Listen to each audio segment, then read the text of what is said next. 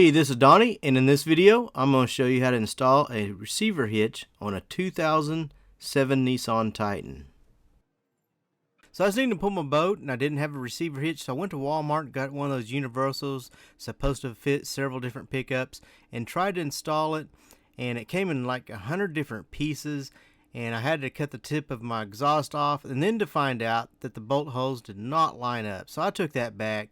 I went on Amazon, I'll put a link down in the description, and bought one specifically for the Nissan Titan.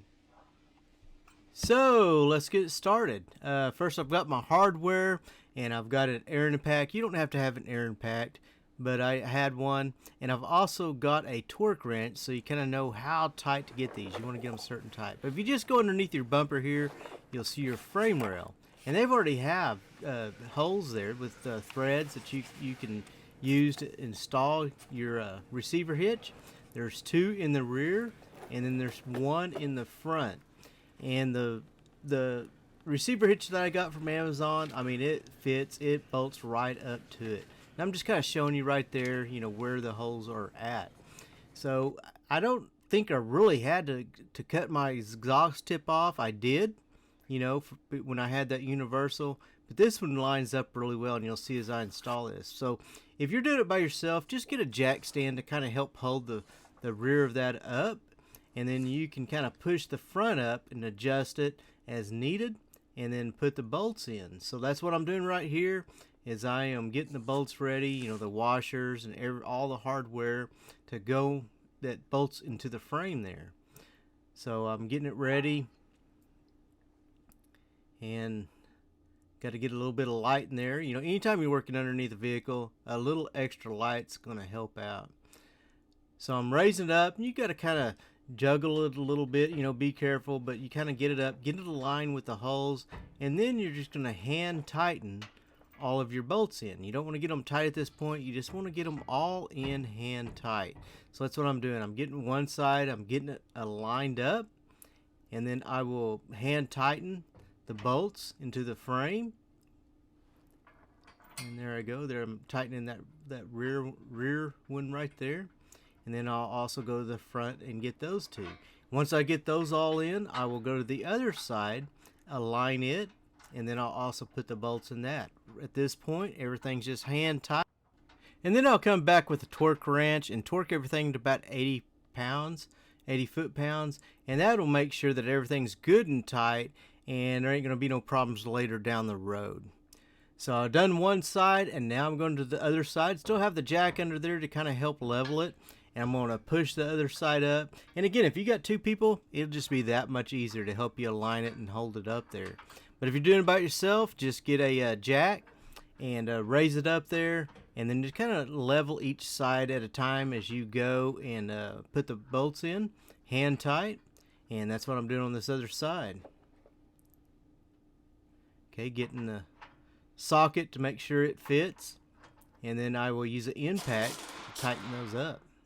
So I'm tightening this one side up, and really this is an easy process. If you have the right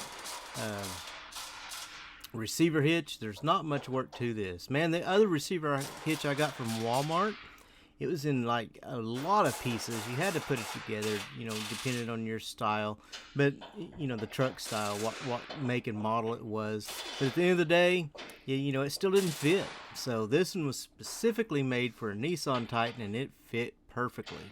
So I got all the bolts tight, you know, snug. You don't want to get them too tight with the impact. Just snug them up. Then you can get your torque wrench and get it to the exact foot-pounds that you want. Now this is an old style torque wrench. They got some really, you know, fancy ones. They've got digital. This is old style, but you know, it still works for this application. You do want to make sure that you do use a torque wrench so that you know that it is, you know, tight on there. If you're just using a socket and ratchet, you may not really know how tight that you have it, but this just kind of assures that, you know, nothing's going to happen down the line. It is tight, and it's going to work for you when you're pulling something. So I'm going to torque both sides to about 80 foot-pounds, and that way I know that it's good and tight. I know it's going to pull my boat, trailer, whatever I have to pull, and I ain't going to have no problems. Now the last thing that you have to do, you know, you're going to have the hitch, you know, that either bolts on, or this is just the one I got. It just kind of pushes in and locks.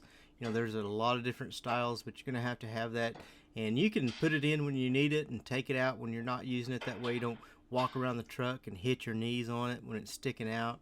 But there's a lot of different styles. There's some that you can have multiple size balls on there, and that way it makes it convenient. But 2 inches is about everything that I pull, so that is all that I need.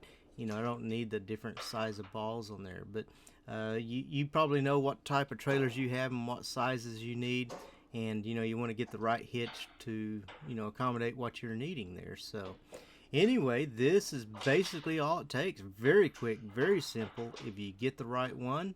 And if you get a universal, it might be a little bit more work, but if you order the right one, I'll put a link down in the description. Very simple, just took a few minutes to put this on, and that, my friends, is how you install a receiver hitch. Thanks for watching, take care, and we'll see you in the next video.